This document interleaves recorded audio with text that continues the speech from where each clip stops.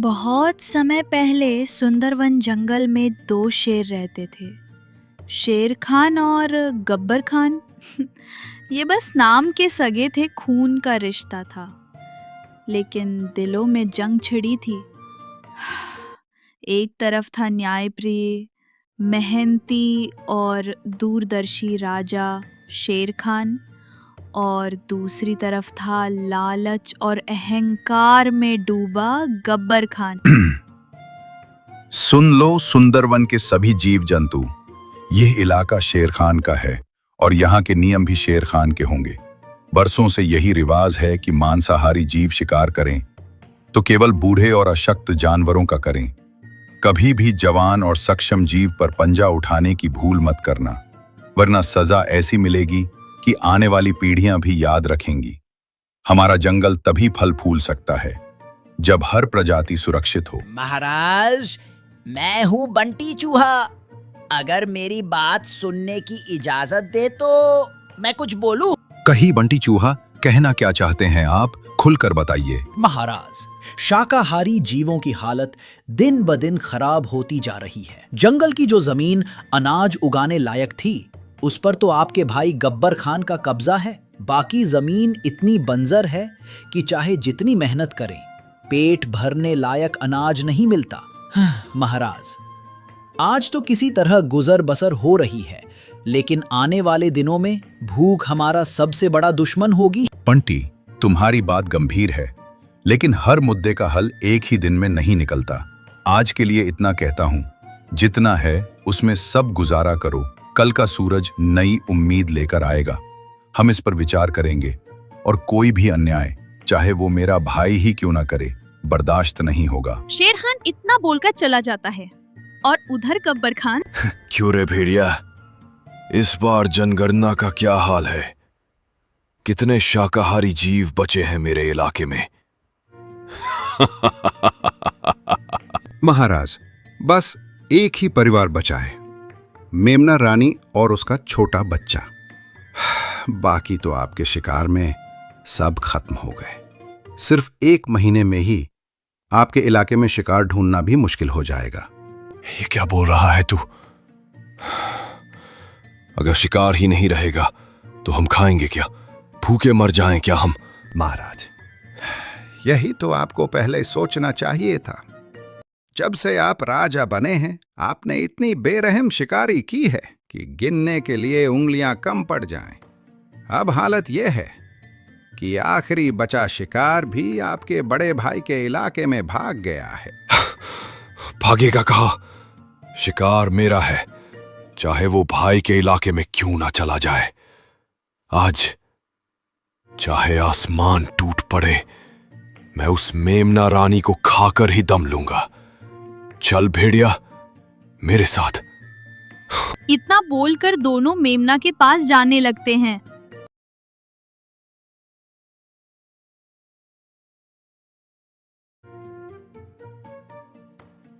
महाराज, यही है शेर खान का इलाका। मेमना रानी यहीं छुपी होगी। लेकिन ये जगह आपके लिए खतरे से खाली नहीं है। खतरा? गब्बर खान के लिए?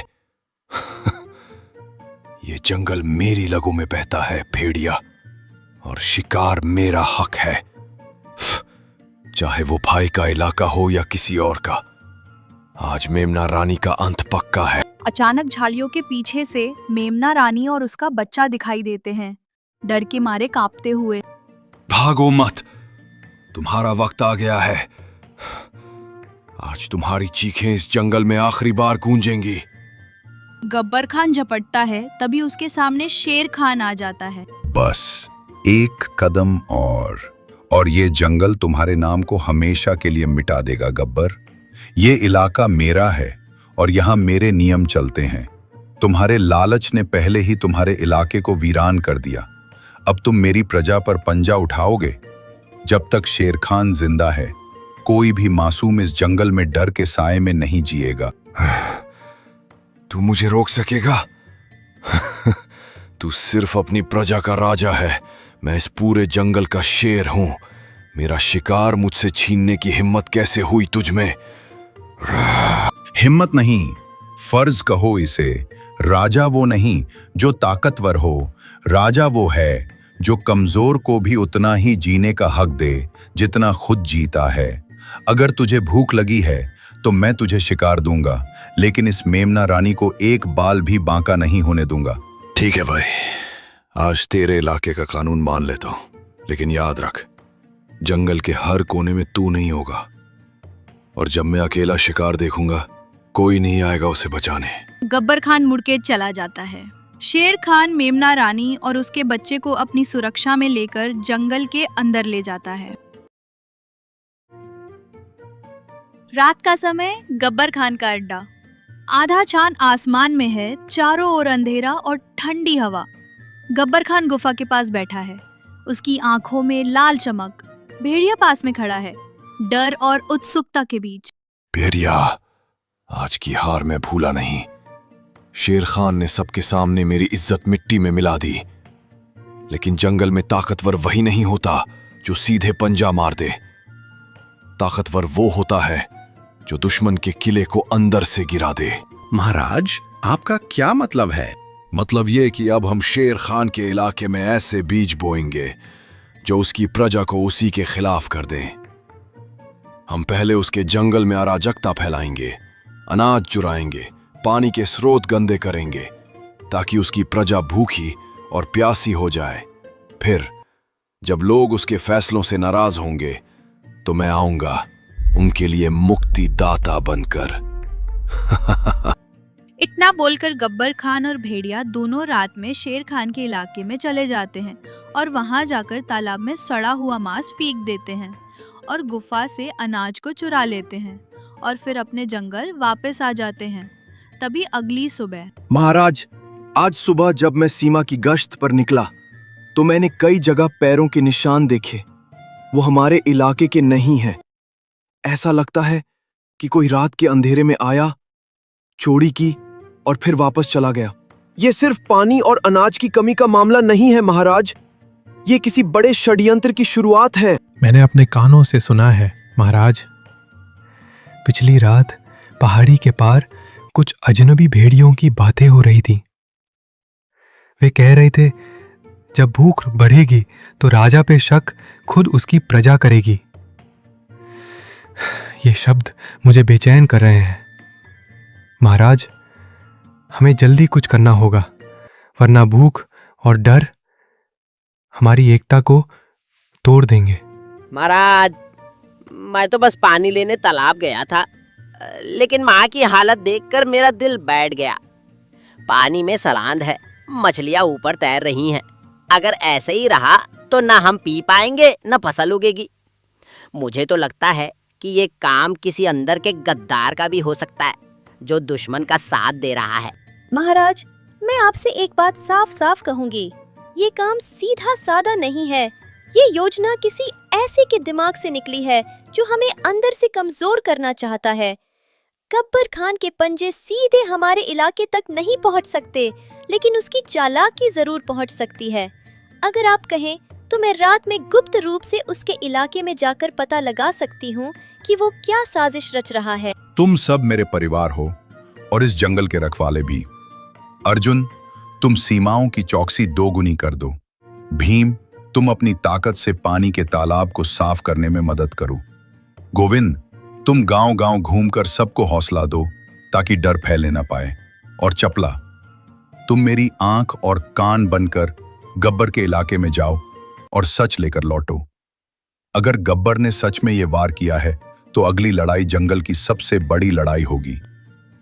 के सन्नाटे में लोमड़ी चपला शेर खान के आदेश पर गब्बर खान के इलाके की ओर बढ़ रही थी। उसके हल्के हल्के कदम सूखी पत्तियों को भी आवाज नहीं करने देते थे। आज उसका हर सांस, हर नजर मौत के साए में थी। मुझे सावधान रहना होगा। गब्बर के इलाके में जैसी आवाज भी मौत बुला सकती है, लेकिन सच जानना जरूरी है ताकि शेर खान और हमारा जंगल बच सके। गब्बर खान का अड्डा। काली गुफा के पास में गब्बर और भेड़िया धीमे स्वर में बातें कर रहे हैं। चपला पेड़ के पीछे छुप जाती है। भेड़िया, पहला वार कामयाब रहा, शेर खान की प्रजा अब भूखी और प्यासी है। अगला कदम यह होगा कि उनके बीच झगड़े करवाओ। अनाज और पानी के लिए लड़ाई होगी, और जब राजा अपनी प्रजा को काबू में नहीं रख पाएगा तब मैं आऊंगा उन्हें बचाने के नाम पर। महाराज, लेकिन अगर शेर खान को शक हो गया तो? शक से क्या होगा? जब तक उसके अपने लोग उस पर भरोसा खो देंगे, वो कुछ नहीं कर पाएगा। याद रख भेड़िया, शेर को हराने के लिए उसके पंजे नहीं, उसके दिल पर वार करो। चपला ये सुनकर हैरान रह जाती है। उसके कान खड़े हो जाते हैं, लेकिन तभी पास में एक सूखी टहनी टूट जाती है और हल्की सी आवाज गूंजती है। महाराज, कुछ आवाज आई। कौन है वहां? चपला तेजी से झाड़ियों में से निकलकर अंधेरे में गायब हो जाती है। गब्बर और भेड़िया उसका पीछा करने की कोशिश करते हैं, लेकिन वो लोमड़ी की फुर्ती से बच निकलती है। और अगली सुबह। महाराज, मैंने सब सुन लिया है। गब्बर खान हमारी प्रजा को आपसे अलग करना चाहता है। वो भूख, प्यास और झगड़े फैलाकर आपको कमजोर बनाना चाहता है और फिर खुद राजा बनना चाहता है। तो अब समय आ गया है गब्बर की चाल का जवाब उसी की चाल से देने का। हम उसकी सोच से तेज चलेंगे और जंगल को बचाने के लिए हर कीमत चुकाएंगे। चपला लोमड़ी की खबर ने पूरे दरबार में आग लगा दी। अब शेर खान के सामने सिर्फ एक रास्ता था, एक ऐसी योजना बनाना जिसमें गब्बर खान की चाल नाकाम हो और जंगल की एकता वापस लौट आए। सुनो मेरे साथियों, आज हम सिर्फ अपनी हुकूमत नहीं बल्कि पूरे जंगल का भविष्य बचाने जा रहे हैं। गब्बर खान ने सोचा कि वो भूख और डर फैलाकर हमें तोड़ देगा, लेकिन वो भूल गया कि एकजुट जंगल को कोई नहीं तोड़ सकता। अर्जुन घोड़ा, तुम्हारी रफ्तार पूरे जंगल में सबसे तेज है। तुम सीमा पार गब्बर के इलाके के चारों ओर गश्त करोगे और अगर उसकी कोई टुकड़ी हमारी तरफ बढ़े तो तुरंत खबर लाओगे। महाराज, जब तक मेरे पैर में जान है, कोई दुश्मन इस तरफ नहीं आ पाएगा। भीम हाथी, तुम्हारी ताकत हमारी ढाल होगी। तुम अनाज के भंडार के पास रहोगे ताकि गब्बर का कोई आदमी चोरी ना कर सके। महाराज, मेरी मौजूदगी में अनाज का एक दाना भी इधर उधर नहीं होगा। गोविंद गधा, लोग तुम्हें कम आंकते हैं, लेकिन तुम्हारी याददाश्त और सहन शक्ति सबसे बड़ी ताकत है। तुम जंगल के हर घर जाओगे और सबको समझाओगे कि गब्बर की अफवाहों पर भरोसा ना करें। महाराज, जब तक मेरी आवाज पहुंचेगी, कोई भी अपने राजा पर भरोसा खोएगा नहीं। बंटी चूहा, तुम्हारा कद छोटा है लेकिन काम बड़ा। तुम गब्बर के अड्डे के अंदर घुसकर उसकी खाने पीने की चीजें कुतर दोगे ताकि उसकी टोली कमजोर हो जाए। समझ जाइए महाराज, अब गब्बर को दांत दिखाने से पहले दांत साफ करने पड़ेंगे। और चपला, तुम्हारा काम सबसे मुश्किल है। तुम गब्बर के बीच फूट डालोगी। भेड़िए को यकीन दिलाओ कि गब्बर उसे धोखा देने वाला है और जब उनके बीच लड़ाई होगी हम वार करेंगे। महाराज, गब्बर को नहीं पता कि खेल अभी शुरू हुआ है। योजना बन चुकी थी। अब ये सिर्फ ताकत की लड़ाई नहीं थी, ये थी दिमाग, हिम्मत और एकता की परीक्षा। जंगल की सांसें तेज हो चुकी थी, क्योंकि गब्बर खान को खबर तक नहीं थी कि शेर खान ने मोर्चा संभाल लिया है। भेड़िए, आज मेमना मेरे पंजे से नहीं बच पाएगा। जो भी सामने आए उसे रौंद देना। महाराज, रास्ता साफ है, लेकिन लगता है कोई हमें देख रहा है। कुछ भी नहीं होगा अब होगी तो सिर्फ मौत, वो भी शेर खान की। चलो। चलो, पहले उसके सूखे मांस के बोरे में छेद कर देता हूं, फिर उसके पानी के घड़े में भी। अब देखता हूं कितने दिन ताकत में रहता है। इधर हाथी और लोमड़ी गब्बर खान के सामने आ जाता है। रास्ता बंद है। अगर एक कदम भी आगे बढ़ाया तो सीधा आसमान में उछाल दूंगा। हज्जा हाथी, वरना तेरे कान फाड़ दूंगा। कोशिश करके देख ले। हाँ, भेड़िए, सुना है गब्बर खान तुम्हारे हिस्से का शिकार खुद खाने वाला है। तुम उसके लिए सिर्फ नौकर हो। क्या वो मुझे धोखा देगा? सोच ले। अभी मेमना तेरे पंजे में आ सकता है, वरना गब्बर सब खा जाएगा। महाराज शेर खान, गब्बर जंगल में प्रवेश कर चुका है।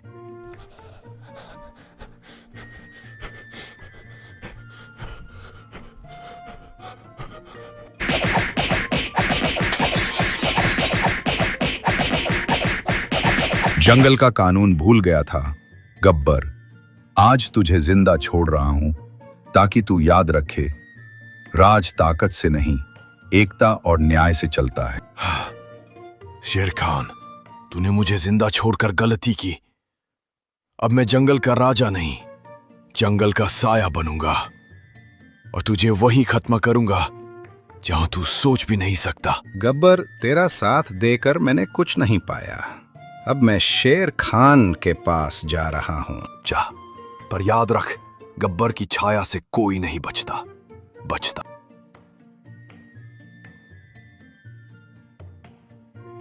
इस जंगल में कोई भी राजा नहीं है, राजा सिर्फ न्याय है।